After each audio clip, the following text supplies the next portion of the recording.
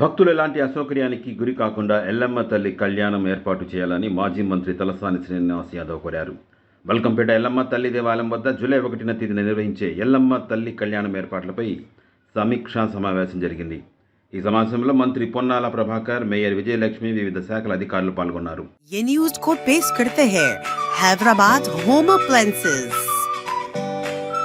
రాజ్యసభ సభ్యుడు అనిల్ యాదవ్ గారికి, మేయర్ అక్క విజయలక్ష్మి గారికి, కార్పొరేటర్ సరళ గారికి, వేదిక మీద ఉన్నటువంటి పోలీస్, రెవెన్యూ, జిహెచ్ఎంసీ, ఎండోమెంట్, మిగతా అన్ని డిపార్ట్మెంట్ల అధికారులకు, ఇక్కడికి విచ్చేసినటువంటి స్థానిక ఈ దేవాలయాన్ని 365 రోజులలో 364 రోజులు ప్రజల సౌకర్యం కొరకు ఇక్కడ అన్ని రకాల కార్యక్రమాల భాగస్వాములైన మీ అందరికీ కూడా శివశక్తులకు అందరికీ హృదయపూర్వకంగా నమస్కారం తెలియజేస్తా ఉన్నాను.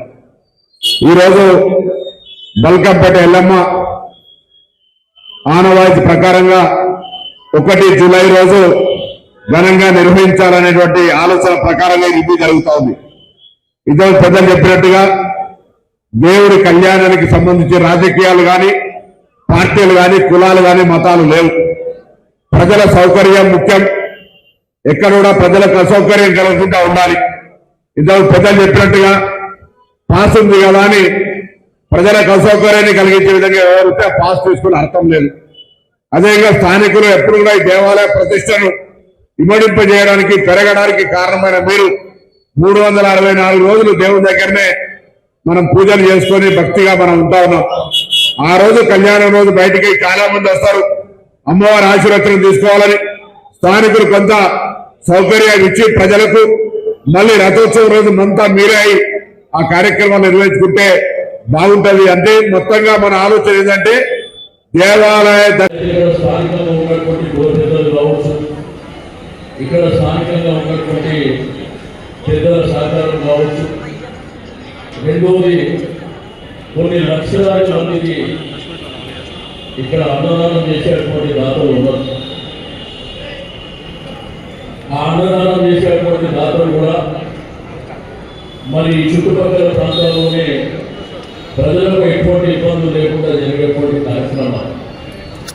అయితే గౌరవ మంత్రి గారు మరి గడిచిన సంవత్సరం కానివ్వండి, ఈ సంవత్సరం కానివ్వండి, వారు ఈ రెవెన్యూ మీటింగ్ల ద్వారా తప్పకుండా కోఆర్డినేషన్ ఉండాలనేటువంటి సంకల్పంతో అధికారులకు ఆదేశాలు ఇవ్వడం జరిగింది.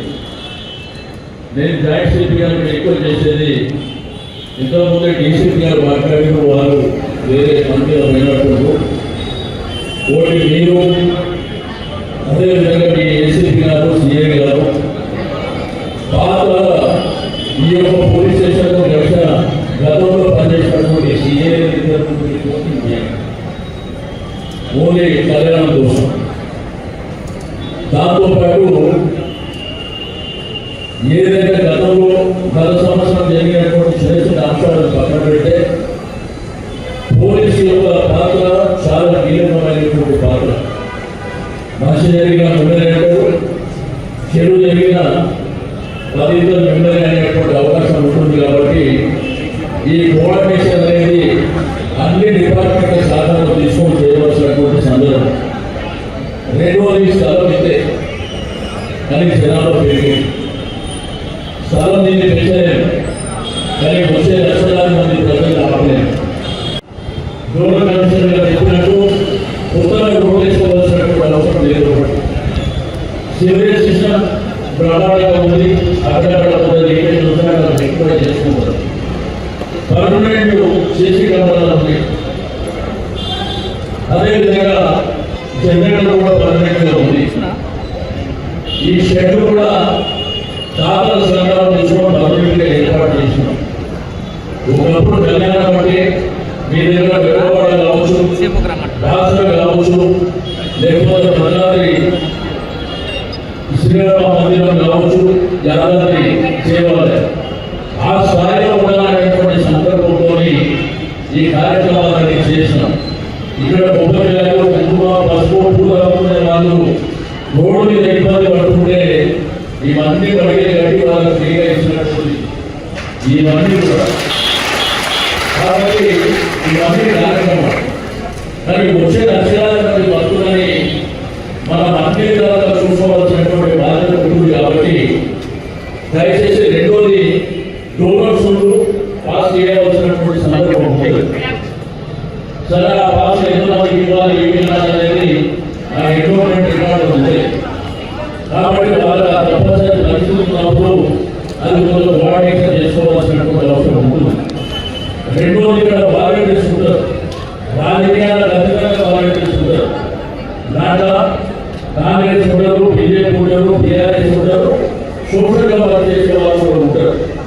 కాబట్టి వాళ్ళు కూడా మీ రికార్డు ప్రకారం కాన్ఫరెన్స్లో తీసుకొని వాళ్ళు కూడా ఇవ్వాల్సినటువంటి. రెండోది ఇక్కడ బల్కంపేట అమ్మవారి కళ్యాణమైనా పోవాలైనా బ్యాడ్ లేకుండా డీజే లేకుండా జరుగుతుంది. మనం అన్నింటినీ రిస్ట్రిక్షన్ పెడితే అసలు పండుగ జాతరలాగానే ఉండదు. లాస్ట్ టైం రథోత్సవం జరిగే సందర్భంలో మంత్రి గారు వచ్చారు, కొబ్బరికాయ కొట్టారు, రథం స్టార్ట్ చేసిన వెళ్ళిపోయింది. కానీ మాదిరి మధ్యంలో కళ్యాణానికి వచ్చే లక్షలాది భక్తులేమో వేరే వేరే జిల్లాల నుంచి రాష్ట్ర వ్యాప్తంగా దేశవ్యాప్తంగా ఉంటారు. కానీ రథానికి మాత్రం స్థానికులే ఉంటారు. ఆ రథంలో భాగస్వామ్యం చేసేది కూడా స్థానికంగా ఉండేవాళ్ళే. వాళ్ళు ఏంటంటే పెట్రోల్ నుంచి తీసుకొని మన పాత పోలీస్ స్టేషన్ ఇప్పుడు ప్రతి ఇంటి దగ్గర ఈ రథాలు ఎప్పుడు ఇక్కడికి రావడం జరుగుతుంది. మన రాష్ట్రాన్ని వాళ్ళని ఇష్టపడినట్టు ఆ బ్యాగు అంతా పక్కన పాడేసి వాళ్ళు తీసుకొని ముందుకు వెళ్ళి అటువంటి చేయడం దయచేసి. వాళ్ళు ఏదో అంగరంగ వైభవం జరిగింది, దానికి టైం లిమిట్ ఏమి ఉండదు. స్టార్ట్ అయిన తర్వాత ఎండింగ్ వరకు టైం లిమిట్ తప్ప దీనికి రిస్ట్రిక్షన్ చేయకూడదు. కాబట్టి దయచేసి మంత్రి గారు అది ఆలోచన చేయాలని చెప్పి నేను ఈ సందర్భంగా తెలియజేస్తాను. సిస్టమ్ అంతా కూడా ఆడియన్స్ కంట్రోల్ సిస్టమ్ పెట్టుకొని ప్రకటన చేస్తూ అన్ని రకాల చర్యలు తీసుకోవాలని సందర్భంగా కోరుతా ఉన్నాను. డీజే అంటే సౌండ్ లేకుండా పండుగ ఉండదు. సౌండ్ ఉంటుంది కానీ సౌండ్ ఇతరులకు ఇబ్బంది కలగకుండా ఉండదని ఆ మిక్చర్స్ అనేటువంటి వద్దు అనేటువంటి ప్రభుత్వం నిర్ణయం తీసుకొని పోలీస్ శాఖ సూచన మేరకు. కాబట్టి సౌండ్ ఉంటుంది, బాక్సులు ఉంటాయి, ఎంతనన్నా వాల్యూ సౌండ్ పెట్టుకొని ఎగరడానికి ఇబ్బంది లేదు. ఎల్లమ్మ అంటేనే ఆట మాట పాట. కాబట్టి దానికి సంబంధించి ఎవరు కూడా రాజకీయాల్లో లేదో ఆ ఇబ్బంది పెట్టేటువంటి ఆలోచనలు. నేను కూడా నిన్ననే మా దగ్గర ఎల్లమ్మ బోనాలని హుస్నాబాద్ నేను కూడా డ్యాన్స్ చేసి వచ్చినాం. అట్లేం లేదు. దానికి సంబంధించి నేను కూడా ఒక ఎల్లమ్మ భక్తుడిగా తప్పకుండా పండుగకు సంబంధించి అన్ని రకాల ప్రభుత్వం నుంచి సహకారం ఉంటుంది. గౌరవ ముఖ్యమంత్రి గారు కానీ, దేవాదాయ శాఖ మంత్రి కొండ సురేఖ గారు కానీ, మిగతా అందరూ కూడా తప్పకుండా ఎక్కడ ఇబ్బంది లేకుండా అన్ని రకాల చర్యలు తీసుకుంటామనే మాట మరొకసారి మనవి చేస్తూ మీ అందరూ కూడా రాబోయే బల్కంపేట ఎల్లమ్మ తల్లి కళ్యాణం కార్యక్రమం విజయవంతంలో అందరూ కూడా భాగస్వాములు కావాలని కోరుతూ అందరూ నమస్కారం చెప్తూ సెలవు తీసుకుంటాం.